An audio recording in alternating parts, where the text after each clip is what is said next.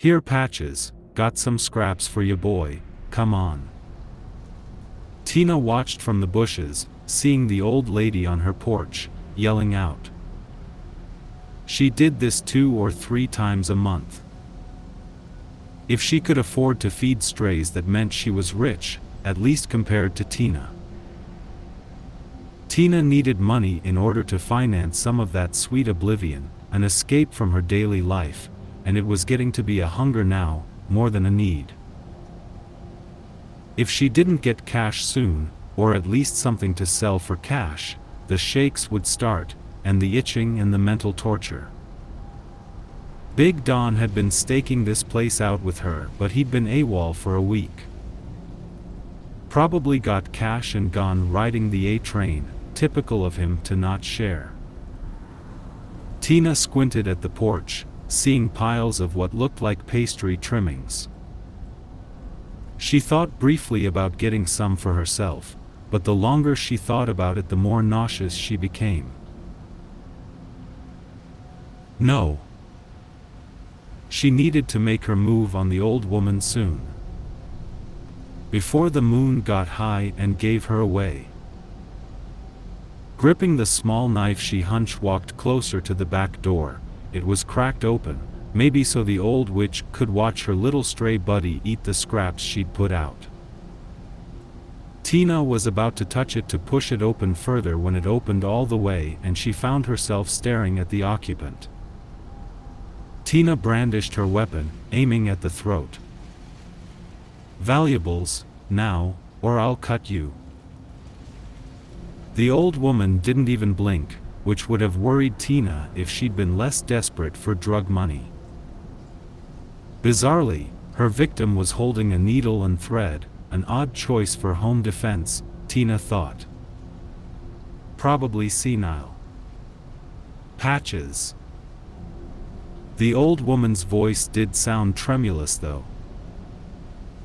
"Stupid mutt isn't going to help you," Tina hissed, pressing the blade of the knife into the soft wrinkled throat. "Patches." This time the voice wasn't tremulous at all, but insistent. Tina wasn't worried, street dogs were often cowards.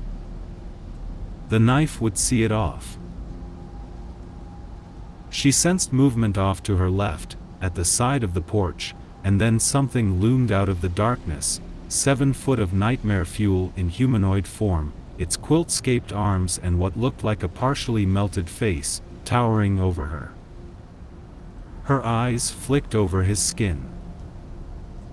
A cornucopia of stitched remnants of humanity, black, brown, white, tattooed. Her gaze landed on the pale pile below them, as the thing picked up a piece and put it over an arm, wiggling its fingers into what was clearly flesh. Hollowed out flesh. The tattoo stood out starkly. She knew that tattoo. Guess Big Don hadn't found Nirvana after all. And now, nor would Tina.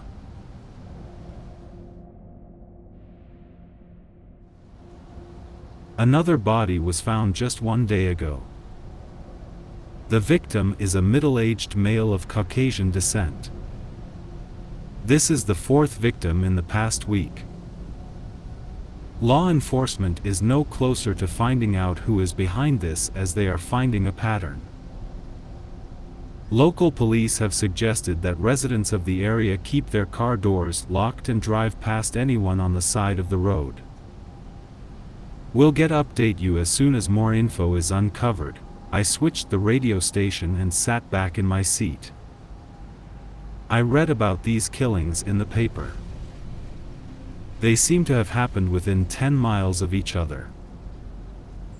Whoever is up to this is pretty careful since they don't want to be tracked. The sun finally vanished and my headlights and the moon illuminated the road. It may seem odd that I'm driving around at night in the darkness, but I don't mind it. I usually go on a late-night drive to clear my head after a long work day. An hour passed and I was heading back home, I still had a while before I would be close to my neighborhood. That's when I saw him. There was a guy standing outside his car on the side of the road. I know it's stupid, but I pulled over to help him. I got out and walked over to him. "Having car troubles?" I asked, taking a look at his engine. Yup, I had no idea what was wrong with it. It would seem so.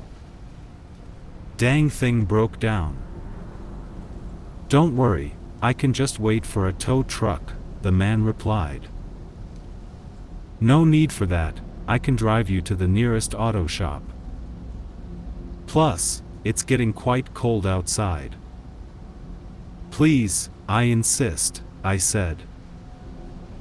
The man would stand there for a second before nodding in response and following me to my car. "Hear about those killings?" I asked, trying to spark conversation. Not the best topic, but it was all I could think about. "Quite a dangerous area our city has become." He shifted in his seat as if uncomfortable with the situation.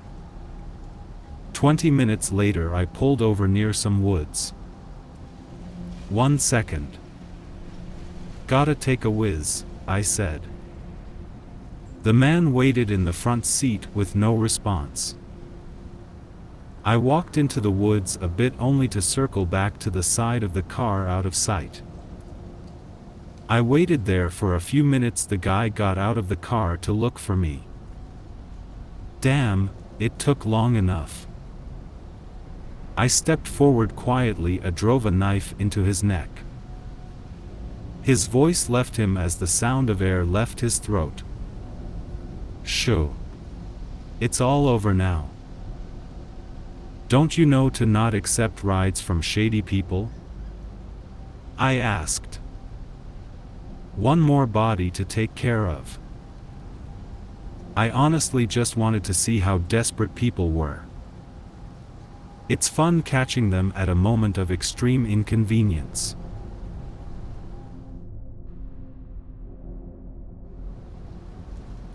I started jogging a couple of months ago and it was all going fine only when I returned home.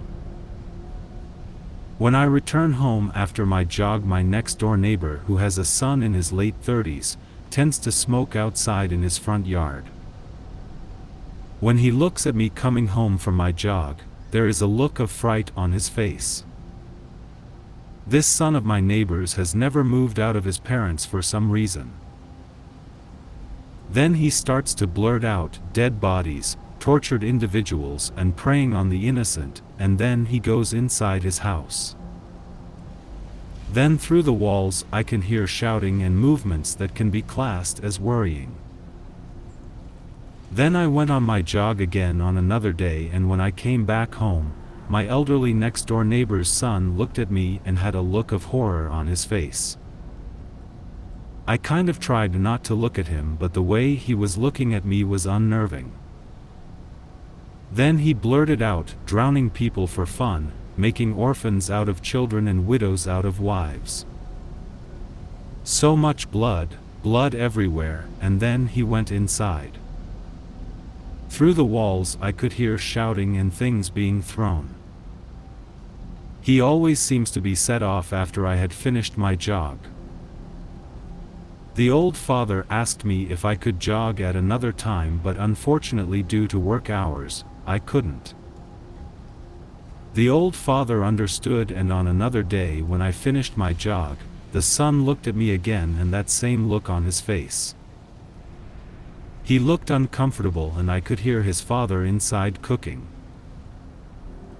I just quietly started to open the front door, and the next-door neighbor's son had blurted out, "We had no choice, and everyone was the target. We had no choice." And he ran inside the house and started shouting. I could hear his father having a bit of a wrestle with his son, through the walls. It's an old house. Then the son knocked on my house covered in blood and was kneeling on the floor. I had no choice but to kill and torture innocent people in Iraq and Afghanistan. My superiors gave me no choice. I was a soldier, and the Rorschach test on your shirt makes me see images. I had no Rorschach test on my shirt, but it was my sweat marks after my run, which explains the weird behavior of his, only after I had finished my jog. My sweat formed to look like a Rorschach test, which set him off, and now he has killed his father.